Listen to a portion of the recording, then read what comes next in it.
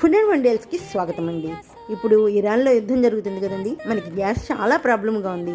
అందుకని ఇప్పుడు గ్యాస్ ఖర్చు, కరెంటు ఖర్చు లేకుండా మనకి ఒక మంచి అన్న ఆదరవు చేసుకుందామండి. అదే మామిడికాయ కొబ్బరి తురుము పచ్చడి అండి. మామిడికాయని తీసుకొని కడిగేసి శుభ్రంగా తుడిచేసుకొని చెక్కు తీసేసి దాన్ని బాగా తురిమేసుకొని పక్కన పెట్టేసుకున్నానండి.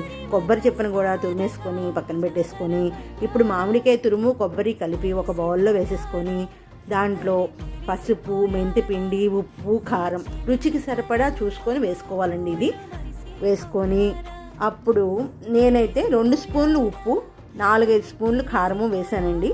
వేసేసుకొని దాంట్లోనే కొంచెం శనగ నూనె కూడా వేసేసి మొత్తం బాగా ఈ మామిడికాయ తురుము కొబ్బరి అన్నీ కలిపి బాగా కలిపేసానండి. అంటే బాగా పిసికినట్టు చేసేసాను.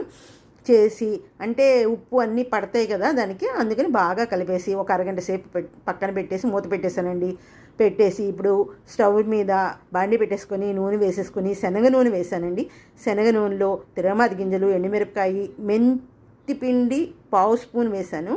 ఇంగువ మాత్రం చక్కగా స్పూన్ నిండా వేసానండి. వేసేసి తిరగమాత అంతా వేగిన తర్వాత ఈ పచ్చడి తీసి పచ్చడిలో తిరగమాత వేసేసుకొని మొత్తం కలిపేసానండి. అసలు ఆ పచ్చడి చూస్తుంటేనే ముందు నోరు ఊరిపోతుందండి, నోట్లోంచి లాలాజలం వచ్చేస్తున్నది.